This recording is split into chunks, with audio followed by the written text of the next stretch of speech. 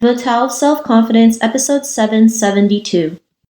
Welcome to the Tao of Self-Confidence, where I share stories of amazing women who have discovered their inner journey to self-confidence.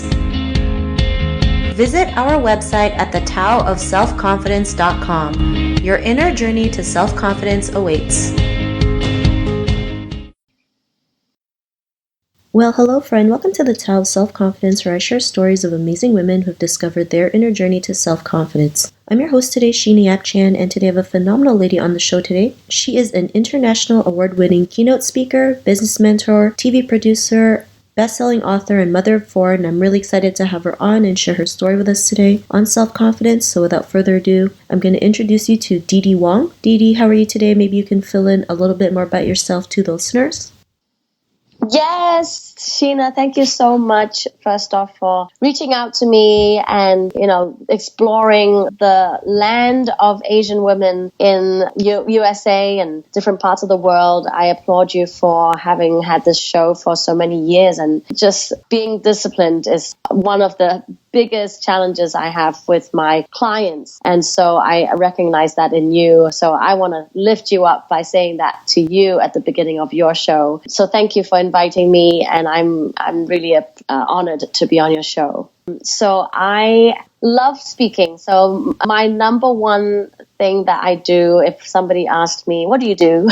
Because that's a question that we hear all the time when we go out networking, any events or meeting new friends. I always say that I am an international speaker, and I am out there on different stages in different parts of the world, speaking to anywhere from a small group of 25 to a huge group of 10,000s, at a time. And my message is double your money in half the time with confidence, connections, and cash flow.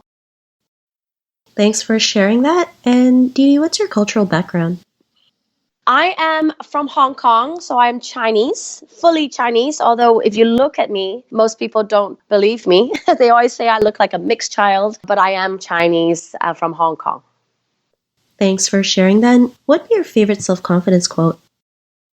Love yourself. Thanks for sharing that great quote. And in your own words, how do you define self-confidence? Being your own best friend. You are your own best friend. Thanks for sharing that great definition. And Didi, what was your life like before you discovered self-confidence?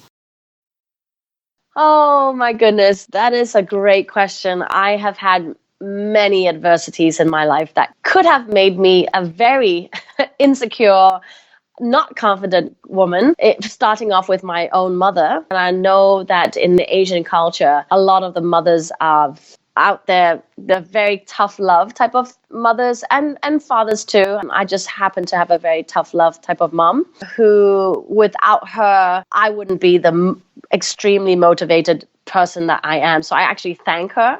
But growing up, she definitely used to, and still does actually, pick on everything from the color of my hair to the color of my nails, or how I wear my hair is actually one big thing that I always talk about my mom, and picking on me. And she still is negative in the way that, if I put my makeup on and she doesn't like it, she would literally, tell me, hey, that picture you put up on Facebook, take it down. You look like a witch. I mean, she actually said that to me before. And so those little things as growing up could have definitely made me not a confident person. But at the same time, it's funny because I always overheard her talk about her children to her friends when she's very proud. So, it's just the Asian way, I think. I was always failing at school. So that could have been another reason why I would have become a not so confident woman. I was always struggling at school. I worked very hard though. Like I always say that I worked very hard.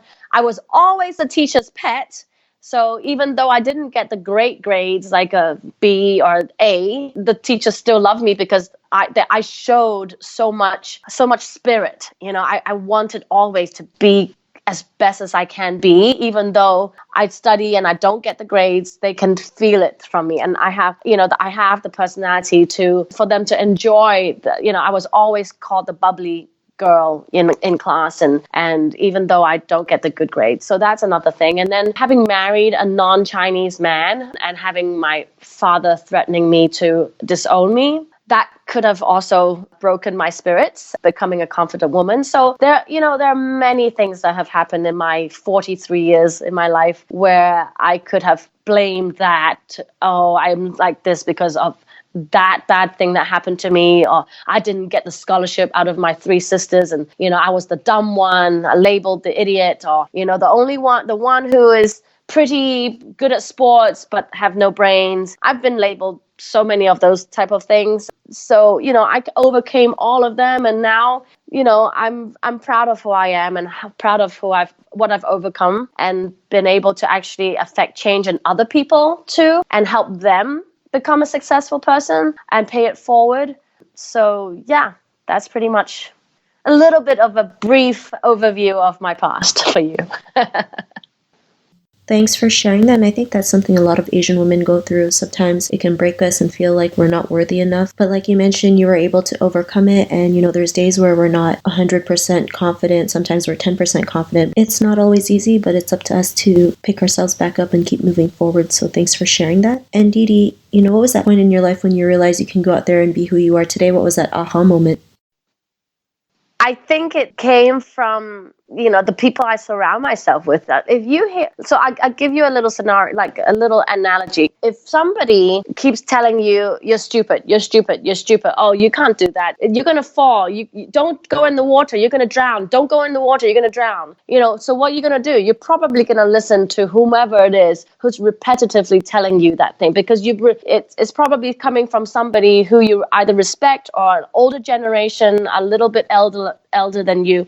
But what if you turn that around and surround yourself with only people who tell you, wow, good job, wow, you did that so great, how about if you did that, and how about you just add this to make it even better? And those are the kind of mentors you want in your life, be it a husband, be it a best friend, be it a cousin who really admires you, be it, I don't know who it could be for you. But for me, it was not really, well, Dave Meltzer definitely helped me a lot, my mentor, but around, the circle of friends that I surround myself with, and even on Facebook, the kind of people you want to friend and allow to be your friend, you want to make sure you stick around people with positive energy, with the will to want to succeed, and people, surround yourself with people who's already successful. I look up to those people all the time, and through that was kind of like an aha moment, like, what, if they can do it, I can absolutely do it. I know that I can do it because I have that innate, work hard but play hard and enjoy life, be a happy person, so that I can be there for my children. I have all of that in me. So, that's not, I can't tell you one particular aha moment, but it's many aha moments added together to be who I am today. Thanks for sharing that. And because of that realization, what's your life been like now?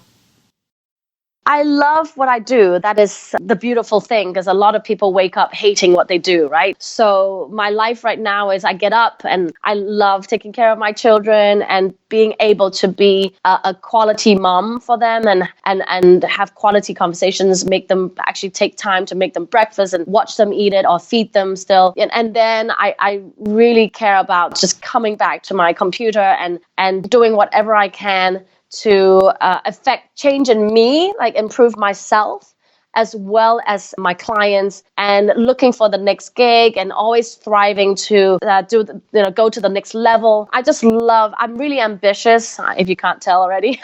And I'm like a go-getter, and I get stuff done. And I just really, I think at this age, they say you're happy in your 20s, then you're happy in your 30s. But so far, I've been really happy in my 40s. And I'm just really thankful for the life that I do have, and the people I have in my life who've lifted me up. I love working, and I love being an entrepreneur, because I the one thing I really, really care about is freedom of time. And I think that is much, much, much more important than financial freedom. If you actually don't have to ask for permission to do something, that is what you should strive for. If you have a boss who's not letting you take a vacation or making you feel guilty in taking a vacation, and you feel like you're going on a vacation just because you have to take time off or you have to ask, I don't know. I just think time freedom is the ultimate freedom for humanity.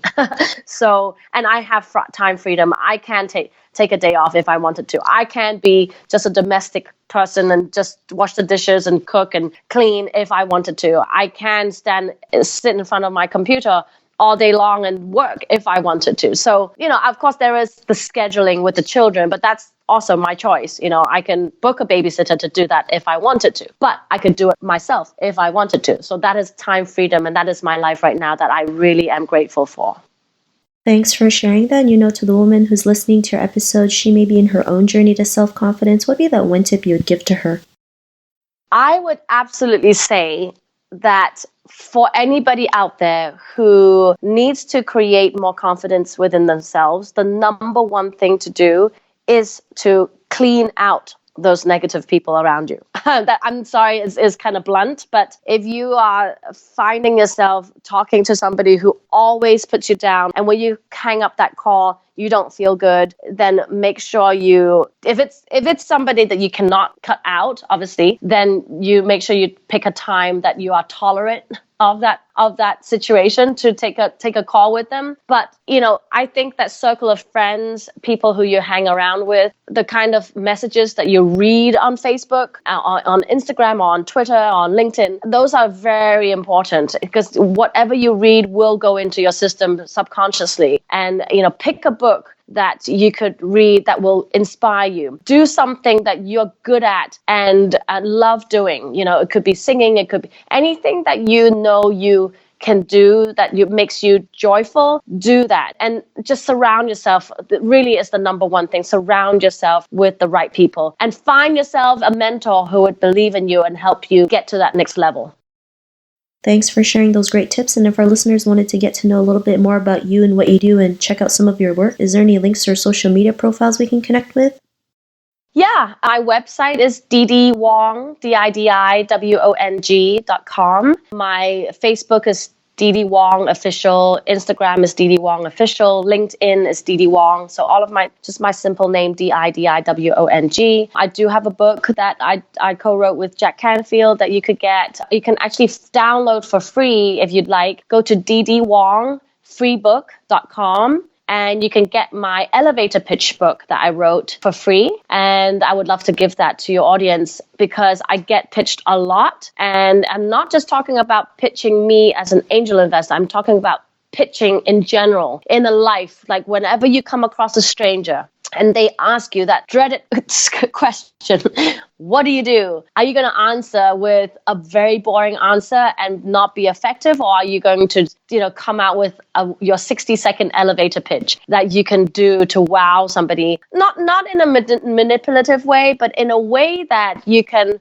see if that relationship can go further as a friend or as a potential business associate or a JV partner. So my book, you can go out again, DidiWongFreebook.com. You can write to me, Didi@DidiWong.com. I'm actually very accessible. I don't like to have my assistant, reply my emails. I love to write back to people. So, I love the one-on-one thing. So if you find yourself in a company, in an entrepreneur situation where you're running low on funds, not sure how to get to the next step, I am all about helping you double your money in half the time. And if you are a speaker and you want to really get into the speaker world, I love helping potential speakers. And everyone, by the way, in this world can be a speaker. That one thing that people say, the most fearful thing for most people in this world is public speaking. It really is only because you've never done it, or you've done it not enough times. Because once you do it enough times, and that could only mean 5 to 10 times, you will succeed and you will be a great speaker on stage. So thanks for sharing that. And to our listeners, if you want to connect with Didi, you can also head on over to thetaoofselfconfidence.com and search for Didi's name. Her show notes will pop up along with everything else that we talked about. And I really just want to thank Didi today for taking the time to share her story and tips with us on self-confidence. So thank you so much, Didi. thank you, Sheena. Not a problem. It was really great having you on the show. And to our listeners, be on the lookout for another new episode of another amazing woman's journey to self-confidence, and we'll talk to you soon. Bye for now. Thank you for tuning in to another amazing episode of The Tao of Self-Confidence. Visit our website at thetaoofselfconfidence.com to check out cool resources, blog articles, show recaps, and so much more. Your inner journey to self-confidence awaits.